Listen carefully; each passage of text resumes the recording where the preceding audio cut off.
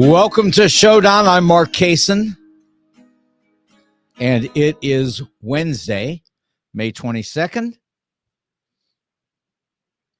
And interestingly enough,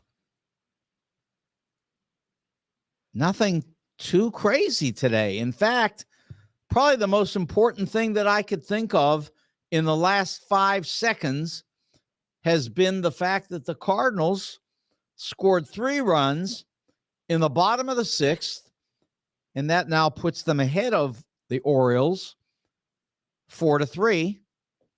And it was all on a series of crazy errors and people overrunning and things being thrown and sort of like Little League. And, you know, the Orioles are a good team.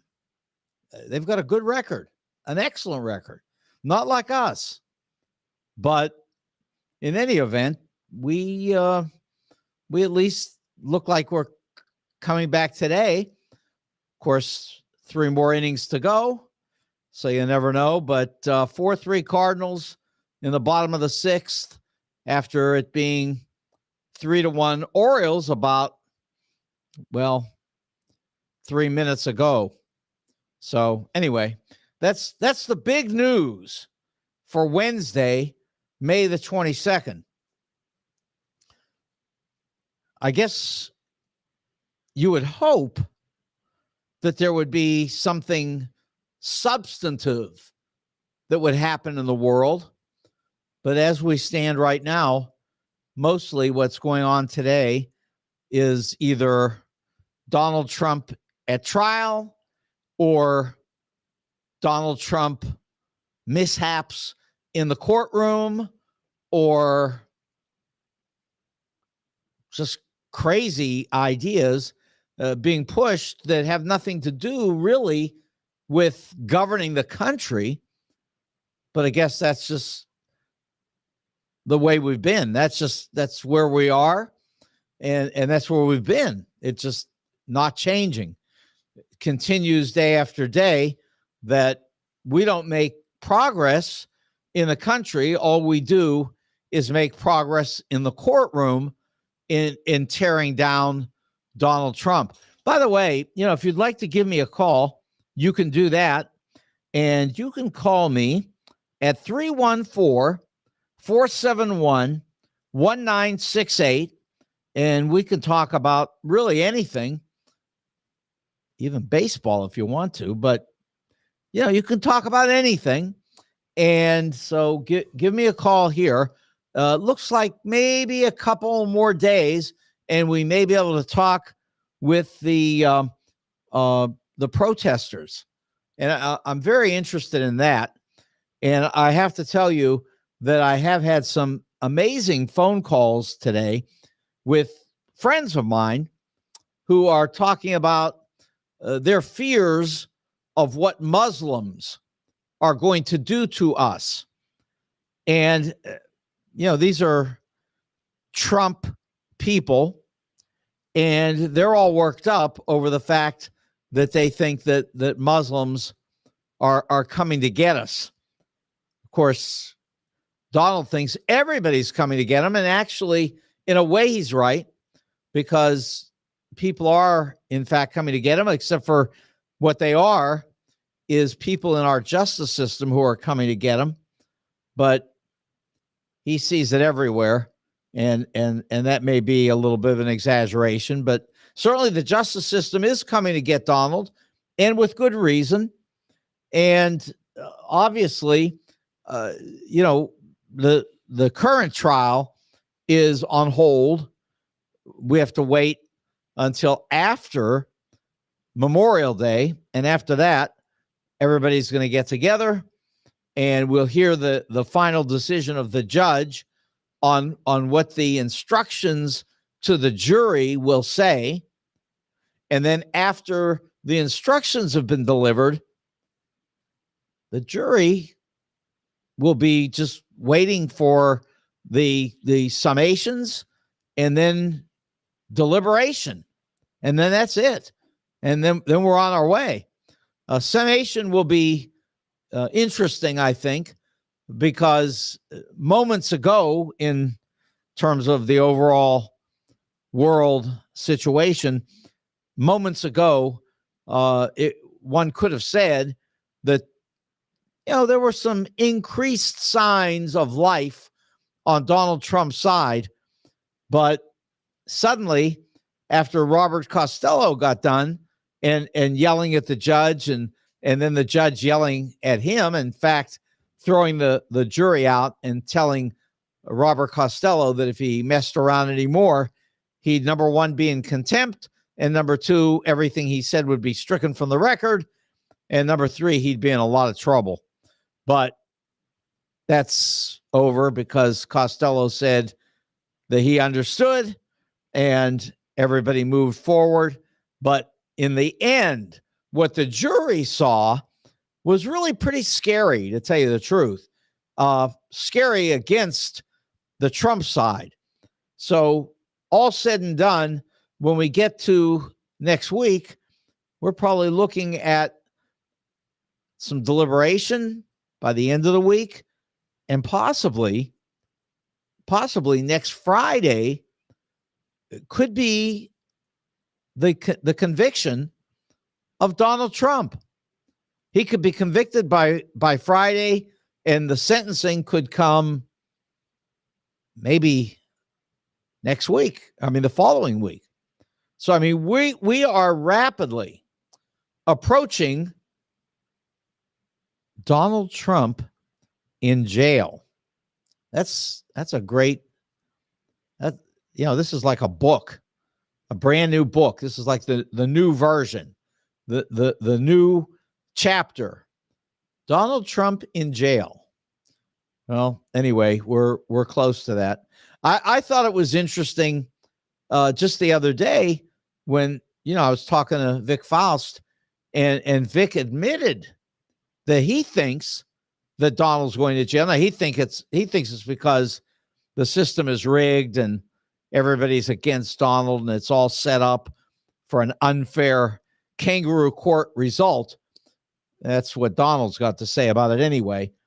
I guess he's happy, that is, Donald is, with the possibility that he's going to be able to raise a whole lot more money from all of his friends, those people who eat dog food and have $1 left in their pocket, and they're willing to send their last dollar to Donald Trump. That's Jim Baker, Fannie Mae,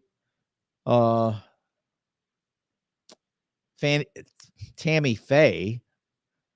Faye Baker style. So they get all their money from all the poor people who can barely find something to eat for dinner tonight. But it doesn't matter. Donald's happy. That's good for him. And so he's ready to go for that. And we're headed there. This is almost over. But as this is ending, another chapter is coming slightly closer to its beginning point, or the next beginning point, and that's in Florida, where Aileen Cannon, and I don't know how to even figure her out, because you would think that even though she's in Donald's pocket, and she is, but you would think that she would want to look like some kind of a normal judge. You would think that she would not want to be called by everybody, called out as being in Donald's pocket. You would think. But that's not the way it's going. And she's listening right now to Donald's latest bid to dismiss the trial in Florida. Supposedly because Jack Smith and his people, according to somebody, set everything up improperly, and they didn't file papers right, and therefore it's a case that has to be just removed. And that's so ridiculous. In fact, so ridiculous that Jack Smith, they got in the courtroom, his side, and they were calling the case for dismissal garbage. And that's what he said. He said, this is garbage. You can't do this. This is made up stuff, and there's absolutely no reason to dismiss this case. And Aileen Cannon rebuked the prosecution and said, listen, get under control. And so this was sort of the reverse of what we've seen with the judge in the Manhattan case. But in any event, it's certainly a bigger problem that's coming out of South Florida for this reason. Suddenly, today, there's a new development with these documents. And the new development is that first there's photography that shows Donald and his people trying to hide the documents, trying to obfuscate from the FBI so that the FBI wouldn't know what's going on. And so that's one part of it. And then a second part of it is that the documents, new documents, have shown up in Donald's bedroom. And a judge in all of this that got a hold of these new documents, made the comment that it's just unthinkable for anybody to argue that these documents were sitting in Donald Trump's bedroom and he didn't know they were there. So I guess we're going to find out on this new issue what Donald's up to. Because I'll tell you this, he's up to something. I mean, there isn't a doubt in my mind. He is up to something. And it's bad. It is bad for the country. And I think it is horrible for him. And I think what we're going to find out, and what we're hearing today about these new documents, is that Donald is not through trying to hide government information which has been requested, which has been subpoenaed, which has been investigated by the FBI coming into Donald's home and searching his home, and all of this. And you would think that Trump would say, look, got some documents. Sorry about that. Think you should take them and let's move on. Instead, he's still hiding documents. Brand new hidden documents. We'll find out maybe eventually, because a lot of this stuff is so secret, we may not find out. But some of it, I mean, somebody's going to find out what is in these documents that is so valuable that Trump is not only trying to hold on to them, but is hiding them from the United States government. There's got to be an answer. There is an answer. And this is the kind of thing that is impossible to keep hidden, because enough people will find out what's there and they may hold on to it for a while, but somebody will know and the information will be filtered out to the public, and we'll know what this guy's up to. Now, if Aileen Cannon ever allows a real trial to take place in South Florida, we'll probably find out through that as well. That's another way that we could find out. But right now, it is incredible that there's this push to try to dismiss the case in Florida. Now, this, Nauta guy, Walt Nauta, some friend of Trump's that's also been indicted in South Florida, he is claiming that his case should be dismissed because everybody's just out to get him. That they were out to get him from the start. They're out to get him now. He hasn't done anything wrong. He should be left alone. Of course, the fact is that we've got new photography that shows that all of these people have done something very serious that's wrong. They have attempted to hide from the federal government documents that have been subpoenaed, requested, investigated, and ultimately demanded by various branches of the United States government.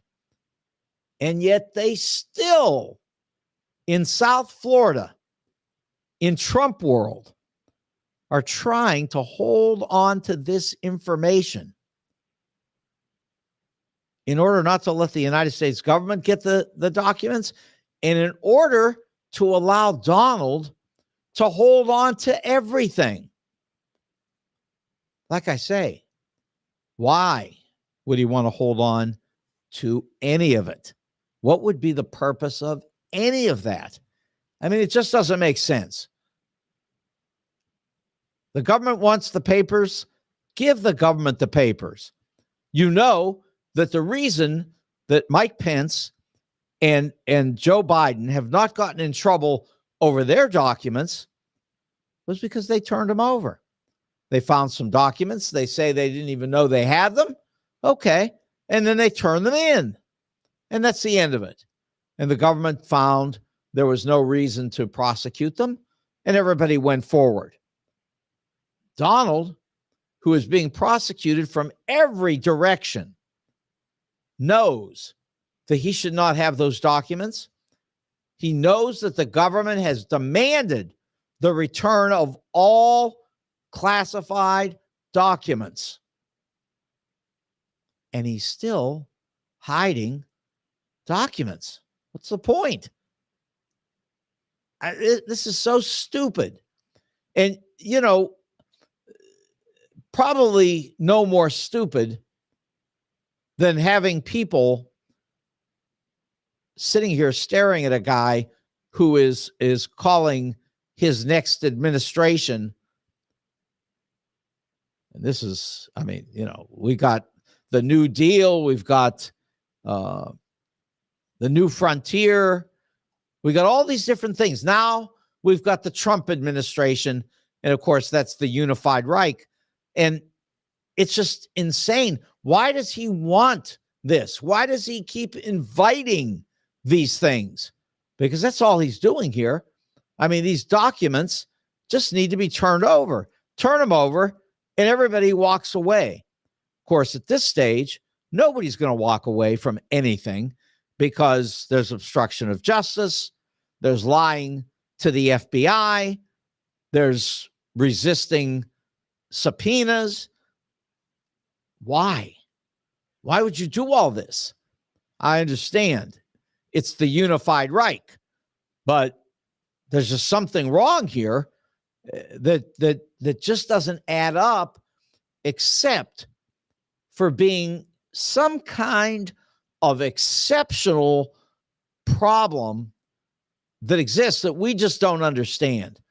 And I'm going to guess that when I say we don't understand it, I'm going to say that what's happening is so wrong, is so dangerous, that when we do find out,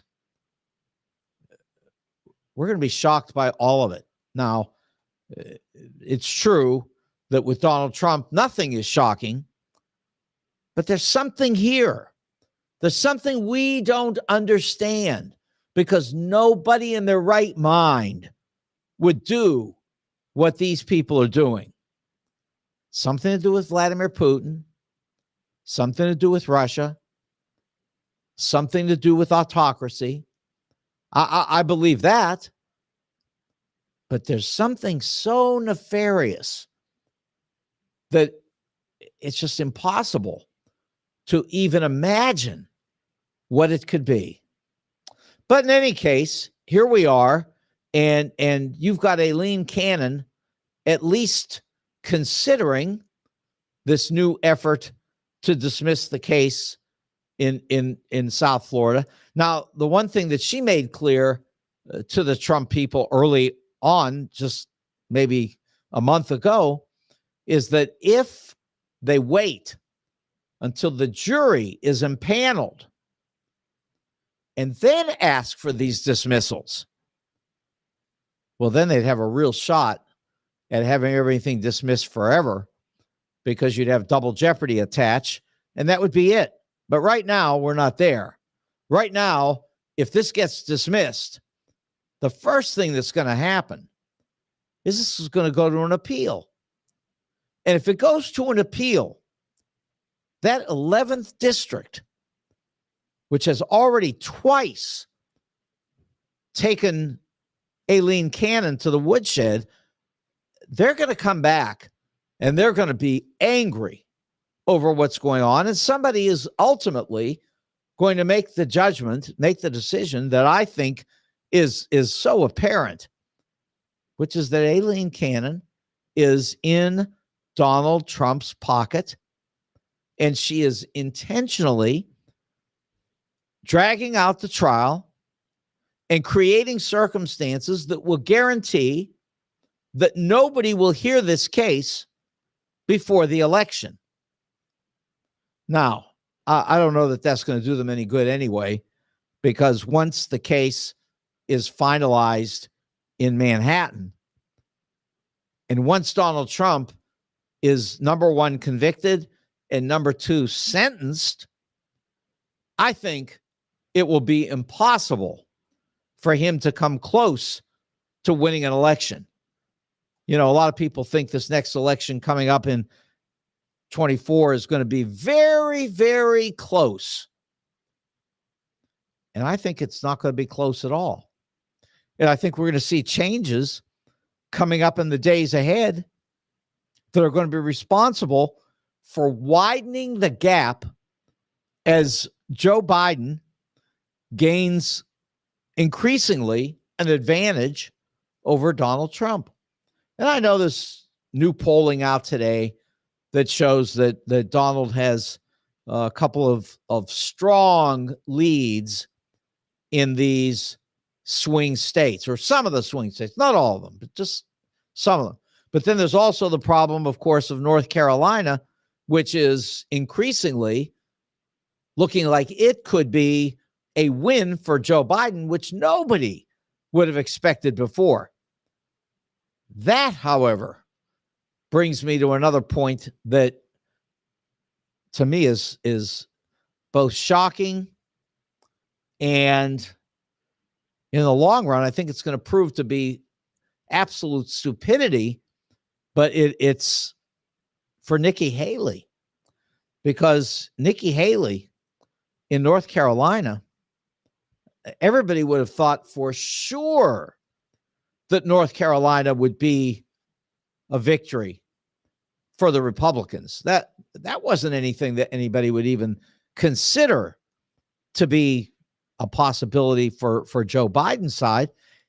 And instead of that, there's a case now to be made for North Carolina and also for some of the other states as well, just because there are decisions that are being made that are pushing women so far away from the Republican Party that it just doesn't make sense. And yet these people are still doing it. And with that in mind, Nikki Haley appears to be on the verge, according to people, right or wrong, I don't know, I wouldn't have thought this, but she appears to be on the verge of supporting Trump, of changing what she has said all the way up until now, and flipping to support Trump for the fall election. Now, most people who would hear this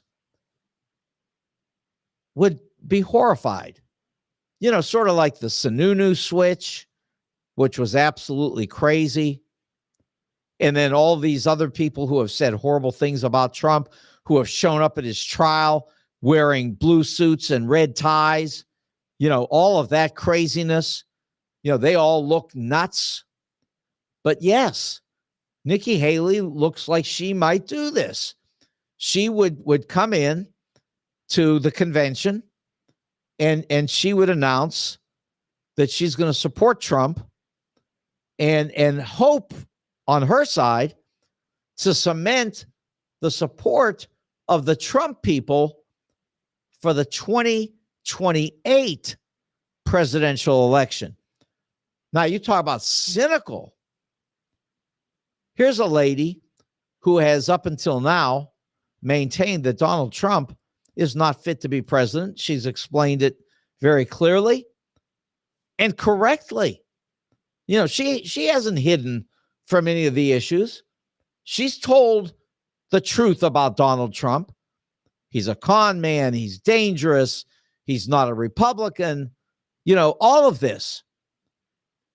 And suddenly, she may flip as well against America, against the United States of America, and support Donald Trump, which, I think that when this ends, I'm talking now about the election.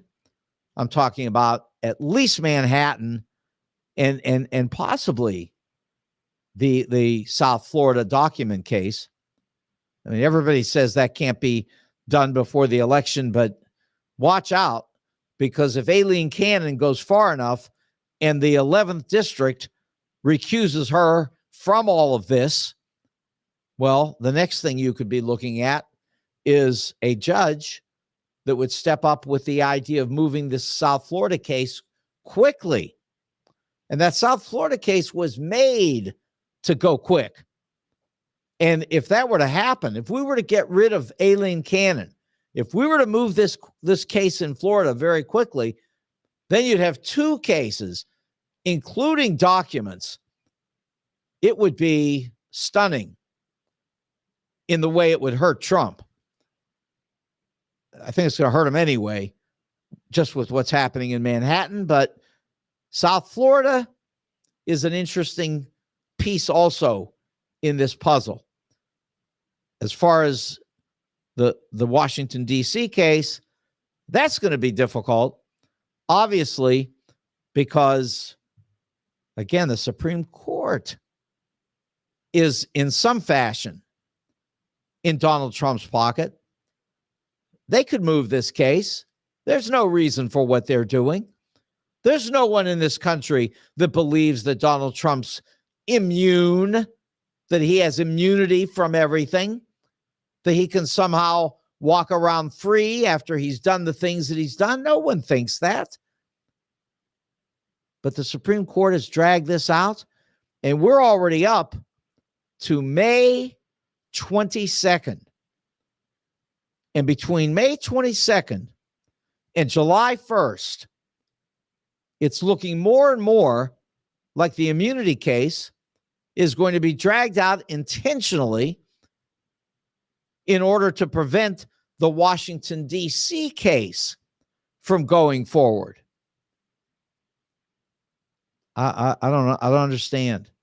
I would think that people would not want to go down in history as part of whatever it is that is involved in this extensive fraud that Donald Trump has imposed on this country, because it's much more than we realize. I am sure of that. And like I say, we're going to find all of this revealed, but I just don't understand why anybody would want to be part of it.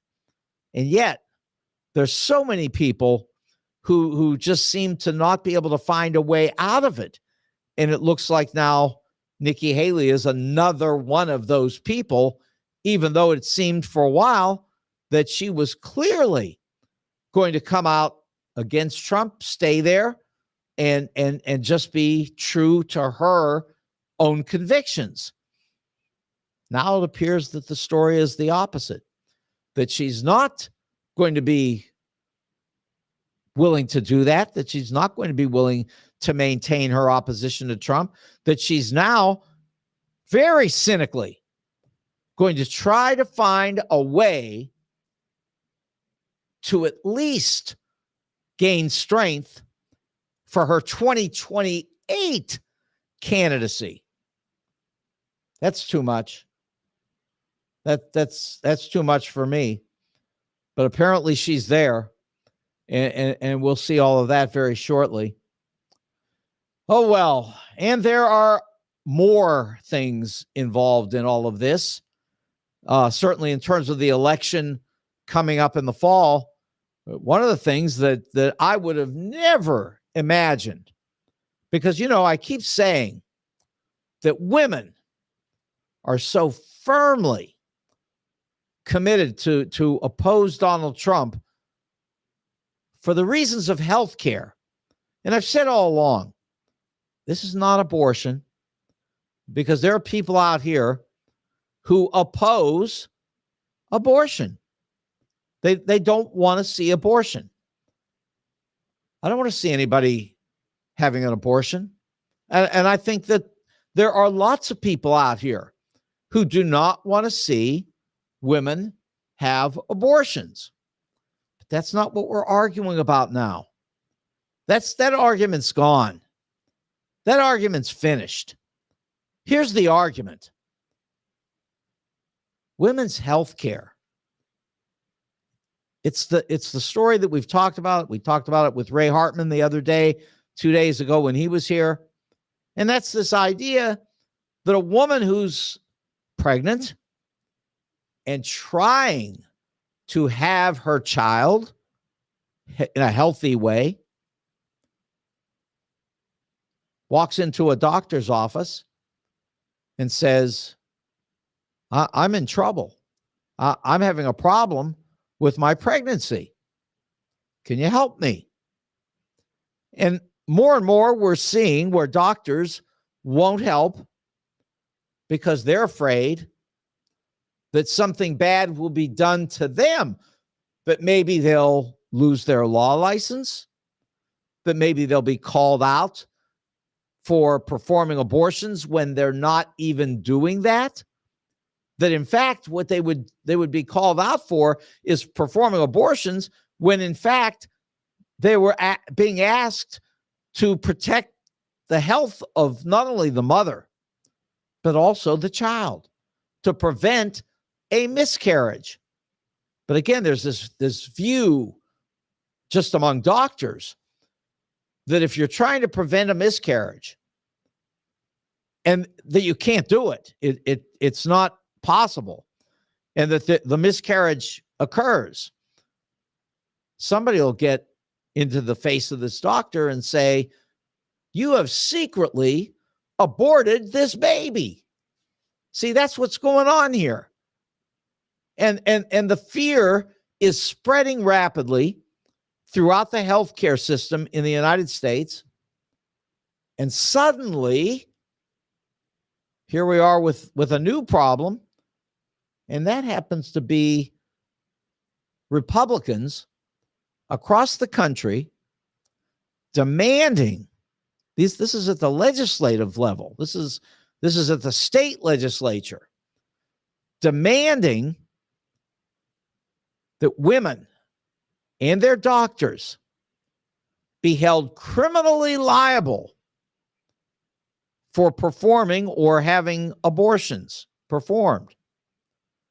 And when I say criminally liable, I mean, they're not just talking about slapping you on your hand because you shouldn't be having an abortion. They're talking about the death penalty. This is all brand new today. The death penalty. They're talking about women who try to get abortions being put in jail. Women who are being found to be in possession of those pills that are used for them to have their own abortion, they go to jail.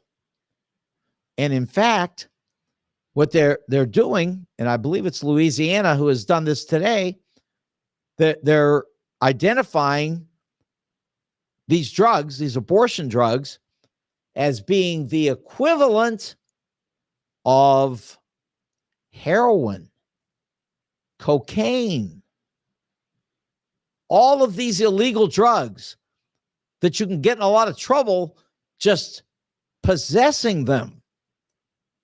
Suddenly, these two drugs that are used, these pills that people have been buying anywhere, everywhere, been buying them because they want to have an abortion, or maybe they would like to have the pills because in the future they want to be sure that they could get one if they needed one, because right now everything is so much in doubt. Well, here's the thing. They're saying if you've got these pills, it's like having heroin. It's like having fentanyl. It's like having any of these illegal drugs. And if you get caught with it, you could go to jail.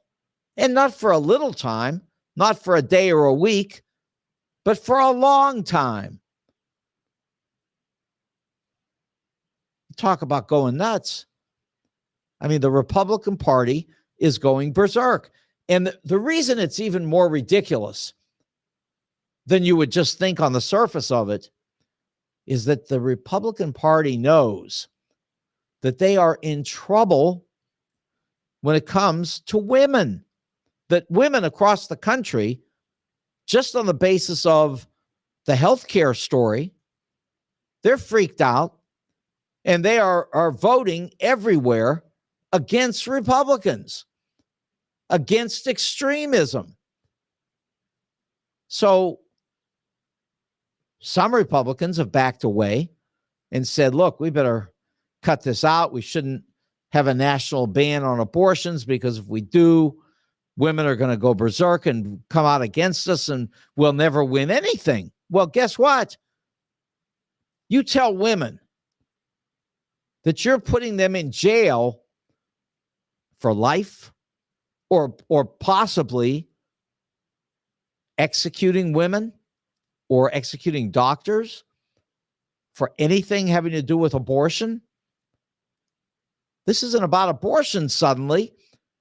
It's about executing women and doctors and threatening to put people in jail for life.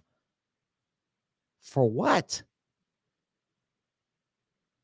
For a disagreement over politics? Like I say, I'm against anybody having an abortion. I'm against it because I just think it's bad. I think it's bad business. I think it's bad life. I don't think anybody wants that. I mean, I think that we need to find ways to continue to reduce the number of abortions. And I pointed this out the other day to Ray. He knew that, we had a million abortions per year back at the beginning of Roe v. Wade when that was originally announced. And we've dropped every year, and we're down now to less than 500,000. So it's dropped by more than 50%, and it continues to come down. And hey, that sounds like a healthy, good thing to bring that down towards zero. So that would be great. Except for here's the problem. You turn around now and get in a fight with women over executing women and doctors and putting people in jail for life. Come on. You got to be kidding. I mean, if anybody ever thought that Donald would ever say that when he gets in office, that it would suddenly be the unified Reich. If anybody ever thought that would happen, well, I have to say, if we're talking about executing women and doctors, then I think you can begin to see that whoever put that unified Reich story down on whatever that crazy thing is that Trump owns, that business that I don't know what it is. I know what it's called. I'm intentionally not saying the name, but his basically his version of Twitter, it's crazy because the reality is somebody put down this story about a unified Reich. And now, Donald runs away from it and says, no, it was some campaign guy that he never heard of. But listen, how many times has he said that? Every single time that he gets in trouble, there's always somebody that he blames and then claims they never heard of them before. Even Michael Cohen. Because that Donald's story on Cohen is, that guy was never my lawyer. And if he was, it was only for a minute. And whatever he did, it was something that was on his own because we never told him to do anything. And whatever money he's got, he stole, which actually Michael admits that he stole at least $60,000. Okay, well, that's not good. And he just went to jail for all of this. And that's the point. Because if Michael Cohen went to jail for all of this, then Donald Trump should go to jail for all of it as well. And like I say, he's not going to be president of anything but the Prisoners Association if they're talking about executing women and their doctors and or putting them in jail for life. That's just not going to fly with women. And that's why I said the last couple of days, and I'm going to keep saying it, that there are developments coming here that are so far beyond anything that we've ever imagined. Far beyond that there won't be any chance of Donald winning this election. Now, we do understand he's going to refuse to acknowledge he lost. It's another story. We'll get to that later. Right now, I'm thinking more and more that it is time for dinner. And of course, that's Wendy's. And Wendy's is in Chesterfield Valley. It's at 18,500. No, keep saying that. That's where we are. Sorry. 18,000 Chesterfield Airport Road. That's where you go for Wendy's. And I can tell you that their food is beyond good. It really is. Lots of people love the wings. And I have to tell you, I don't know why anybody likes wings, but they love wings. I mean, everywhere. They like wings everywhere. It's just a Cason thing. I just don't see it. But they love them. And they love them at Wendy's, and that's great. But see, there's a lot more at Wendy's than wings. So all the regular people who love wings, hey, knock yourself out. They got wings at Wendy's.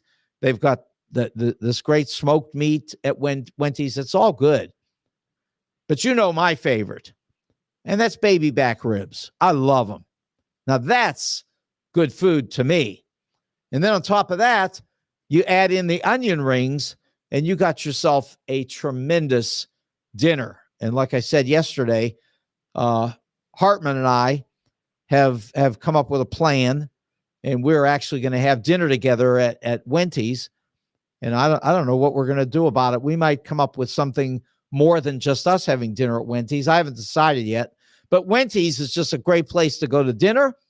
And you can also have pizza, and you can also have hamburgers and cheeseburgers and salads and you name it. Great food at Wendy's. That's 18,000 Chesterfield Airport Road, and that's in Chesterfield Valley. You'll love it. And then also soon you can go right out to Defiance, and you can enjoy the same great Wendy's food in Defiance. So that's Wendy's. And keep in mind, Ben, whenever you go in there, you might just happen to catch him one day because he's there, and he'll love to see you. So that's Wendy's in Chesterfield Valley. And next, I'll tell you that you can get great jewelry at Jewels on Hampton, and that's 4506 Hampton in St. Louis. And believe me, as it says on the screen in front of you, highest prices paid for gold and jewelry. Yeah, that's true. Gold and diamonds. That's all true. But also, when it comes to just you want jewelry. You want a new design, let's say. Well, see, these are very creative jewelry designers as well. And they'll design jewelry for you that you tell them you'd like something and give them the okay to come up with what they want. They'll tell you what that is, and you can work through that. But there are other things too. You might come in and say, I know what I want. This is what I would like. Can you make this up for me? And the answer is yes. They can do all of it. They can design for you. They can follow your design. This is just a great place for jewelry. If you want jewelry, you go to Jewels on Hampton, 4506 Hampton. Al and AJ, they're almost always on site, and you'll love them. They are great people, friendly, lots of great jewelry all through the store. It's a big store with lots of inventory. They've got a ton of great jewelry. That's at Jewels on Hampton, 4506 Hampton. Now, the suits. You know the suits. I like my suits. I really do. I have to say that it's summer coming, and I might get a little more casual up here, just because in summer I tend to be a little bit more casual. Although I obviously I wear my Chucks every day. Doesn't matter what I wear my Chucks. But when I was over talking to the St. Louis Suit Company in Clayton just a couple of days ago, I was visiting with Jay. He's the dad, and then there's Nick, his son. But Jay was talking to me, and he took me through the inventory in the store. And one of the things he pointed out to me is, which I wouldn't have had any idea, but apparently suits are becoming almost passé, not totally, but a little bit, because people are buying sport jackets much more than ever before. Sport jackets, maybe wearing jeans with them, wearing Chucks. I guess that's the story. It's 2024 and fashion has changed, at least to a degree. I love my Chucks. I'm certainly not giving them up. They are very comfortable. But in any case, the place to go for men's clothing is St. Louis Suit Company. Whether you're buying suits or you're buying sport coats, doesn't matter. And don't forget, the greatest ties on the planet for $5. $5 a tie, or $20 for 5 ties. So now that brings it down to $4 a tie. So it's amazing. And I always say that if you're thinking about buying somebody a present, you don't know what they want. But here's the thing. People love ties. Even if they don't wear them, they love them. For $5, that's a gift. Anyway, the St. Louis Suit Company is the place to go for men's clothing. You'll love it. Forsyth and Central. And if you're talking about a wedding, that's the big thing at the St. Louis Suit Company. They definitely take care of weddings. You want to go there and check that out. That's in Clayton, Central and Forsyth, the St. Louis Suit Company, 29 years in Clayton. Okay, so here's another thing that's flying around today. Samuel Alito is back in the story again, back in the news. You know that he put up the flag in front of his house, put it there upside down after the insurrection in Washington, turned that thing upside down, which was the sign that you supported the insurrection.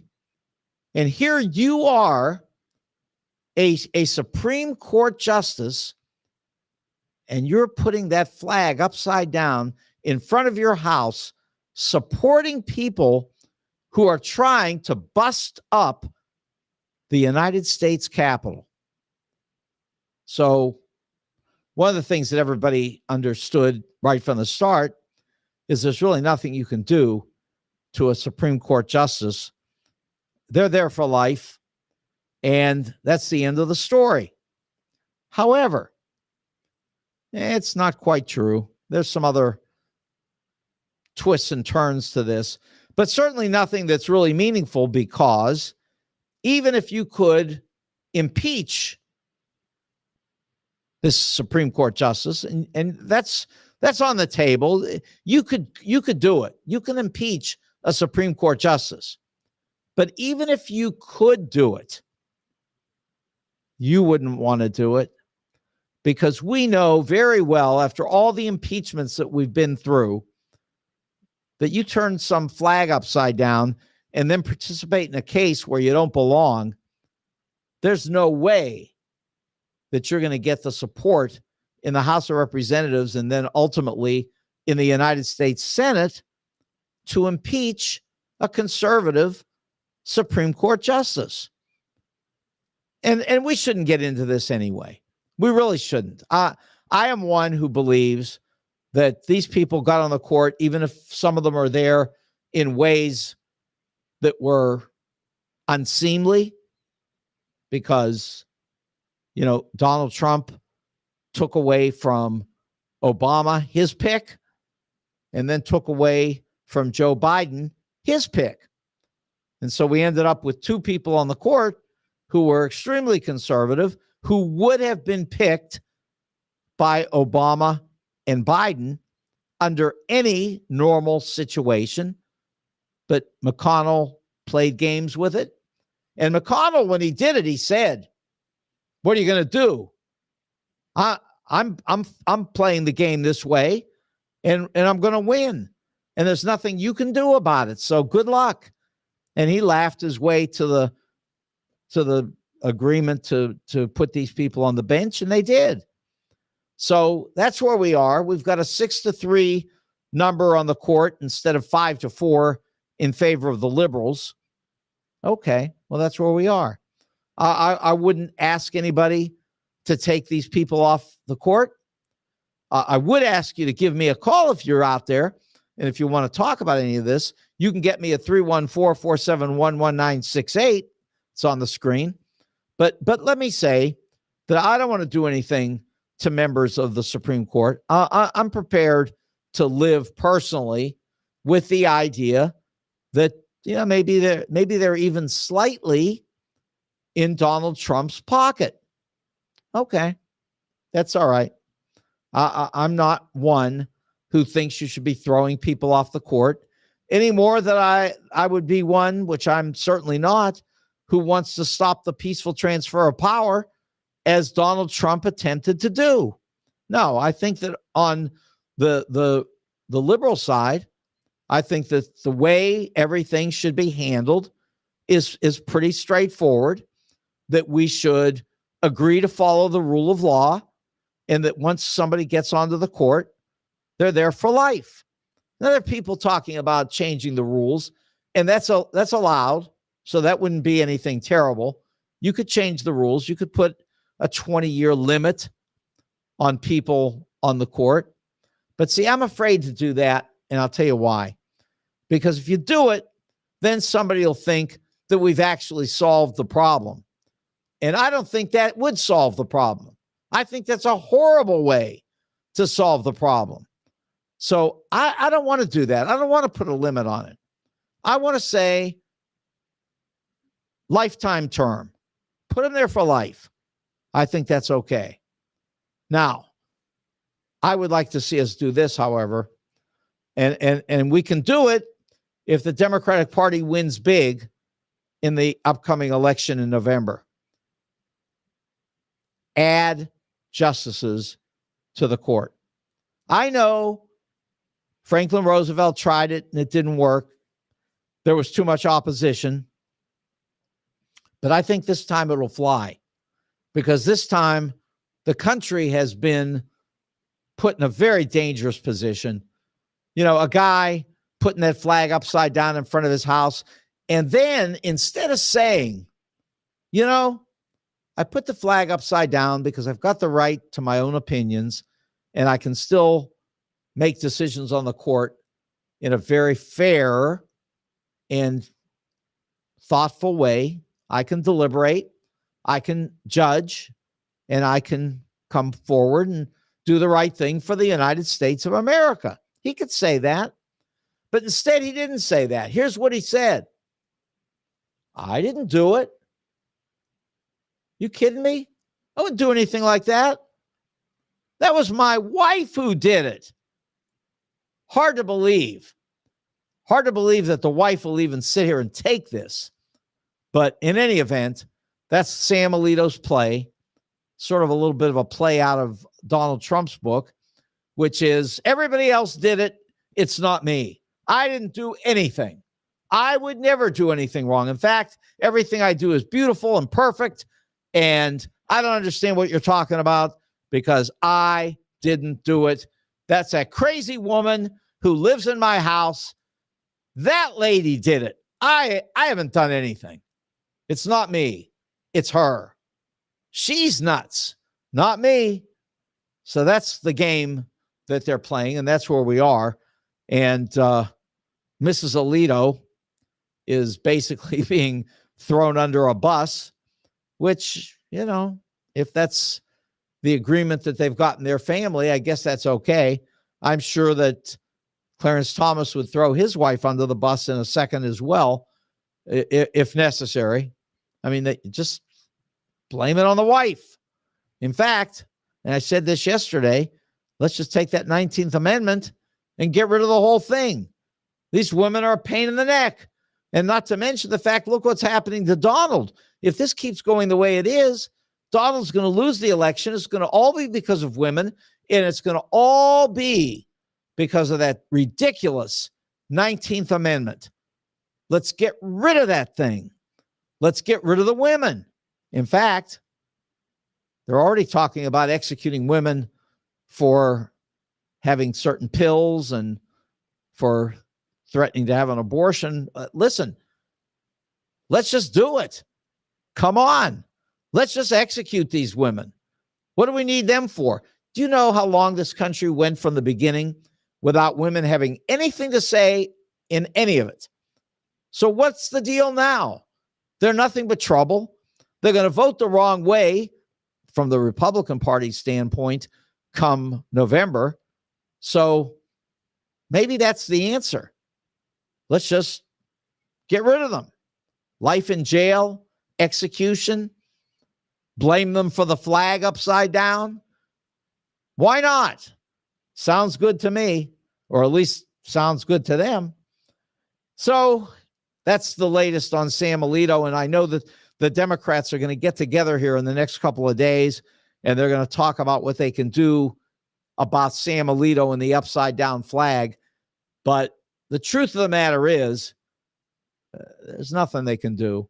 They need to put 4 more members on this court. Let's up it to 13. Give Joe Biden 4 more picks. That makes, instead of 6-3, that makes 7-6 in favor of the liberals. I think that's the way to do it. Solves the problem instantly.